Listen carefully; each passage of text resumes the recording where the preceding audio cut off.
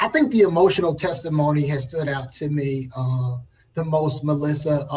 What we've seen is almost every witness who's come forward, whether it was the EMS technician, the MMA fighter, or Mr. McMillan who testified today, what we've seen is a range of the community and a range of emotions for each individual. They've clearly, having experienced this firsthand, were disturbed by the images that they saw, were disturbed by the police conduct. And it really lines up with the prosecution's theory of the case, which is that Derek Chauvin, despite all of the signs that he should have let up and got up, refused to let up and refused to get up. And so that consistent theory and theme of the prosecution's case has really come out through these emotional witnesses and has been consistent.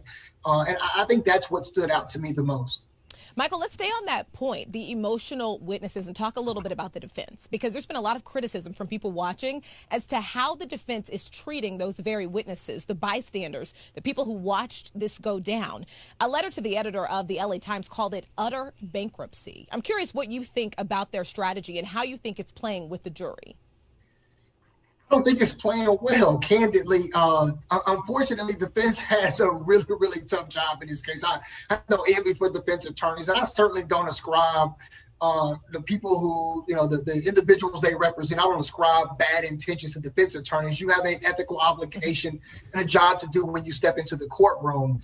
And their theory of the case has been this is more than about 9 minutes and 29 seconds. So they're trying to paint a broader picture. They're trying to show things that led up to this event, things that happened afterwards. They're trying to show that Derek Chauvin was sort of in some singular space where he wasn't paying attention to a lot of other things and just trying to do the witness. And so you can't, they're in an enviable position because you have this caught on camera from several different angles, from several different footages. And so they're trying their very best to try and build a case that undermines the prosecution theory of the case. And they're trying to say, hey, this crowd was unruly. These other things distracted the officer from being able to tend to George Floyd. And so, they're in an unenviable position. But I will say we probably need to wait until their case in chief, when they actually present their evidence, their experts, because oftentimes it can feel like a case is completely lost. And as we've seen in many other cases, the defense gets to their case in chief and things start to turn the tide. And so we just need to be patient, pay attention, and let the process play out. But the prosecution is doing an excellent job. Defense attorneys so far have presented a pretty weak case. Yeah, we have Michael Sterling joining us today. Thank you for taking out the time. Now, speaking on the prosecution team, what is their current performance? How do you feel the way they presented everything thus far? What would you grade them?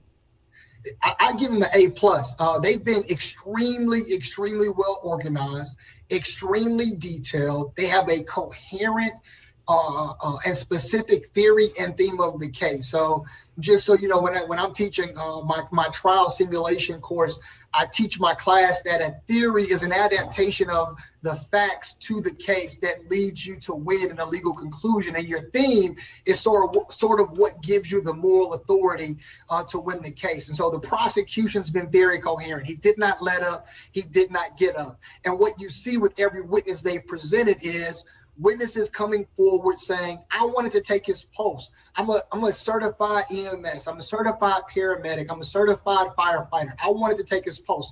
I'm an MMA fighter. The hold he had him in is something that would have required a submission, but he did not let up and he did not get up. And then the betrayal of the badge, the idea that there are specific things you're supposed to do.